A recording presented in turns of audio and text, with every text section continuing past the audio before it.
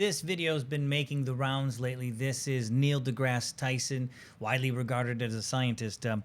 Doesn't sound so scientific. Here, take a listen. Apparently, the XXXY chromosomes are insufficient because when we wake up in the morning, we exaggerate whatever feature we want to portray the gender of our choice.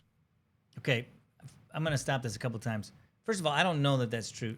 Do you wake up in the morning and sort of exaggerate features of the gender that you want to produce?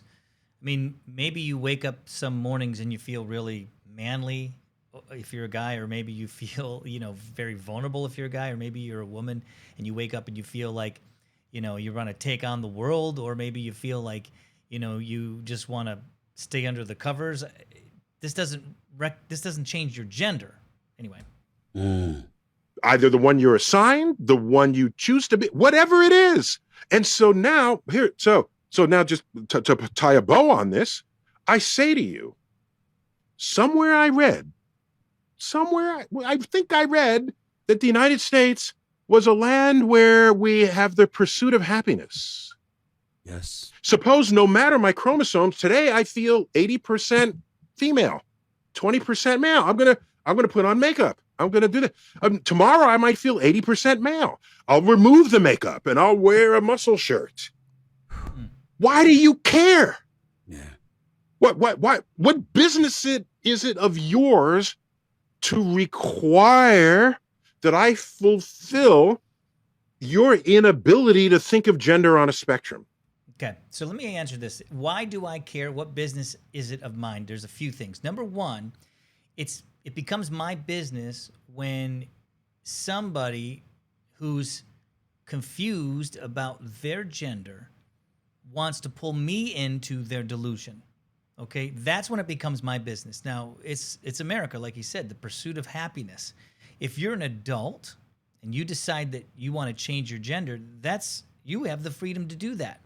But if you're going to require me and even pass laws like they have in Canada and laws like they're passing in Michigan that requires me to be a part of it, well, then that's where I care. The second thing is it's confusing to everybody, and especially to children, because just because you wake up and you feel masculine doesn't make you a man. You're a man because of your chromosomes. That's science. There's none of this gender assigned at birth. There is the gender you are at birth based on your chromosomes. And if you wake up one day and you decide to be feminine, or you wake up one day and decide to be masculine, that does not change your gender. And by the way, the other thing that's so frustrating about this, and I think also very confusing to kids, is that gender is not a spectrum, but maybe within the genders, there's sort of a spectrum on how that is displayed. For example, there are some men who are very manly. They're very masculine men. And maybe they wear muscle shirts or they drive trucks or whatever they do. They like to go hunting and shooting or whatever. And just like in the Bible, like Esau was one of those guys. And then there are men who are less so. They're not so interested in those kinds of things. Maybe they're interested in things that I suppose typically could be associated with feminine things, like maybe they like to cook, maybe they like to sew or design. But that doesn't mean they're not a man. It just means that on the spectrum of men, they're less masculine, if you want to use that term. But that's not a problem either. And it's the same for women. As far as women go, there's a spectrum of femininity. I suppose the farthest side of it is like Barbie, blonde hair, lots of makeup, fun clothing, but not every woman is like that. And that's okay. I mean, maybe they've been called tomboys. That's probably not even fair either. But there are women who don't like to wear dresses, don't like to wear a lot of makeup. That's not a problem. It doesn't change them from women. And that's where the issue is. And that's where it's so confusing, because on one side, it's like, we don't want stereotypes for men and women. People don't like that. But on the other side, as soon as you start to feel like one of those stereotypes, culture is telling you to change your gender.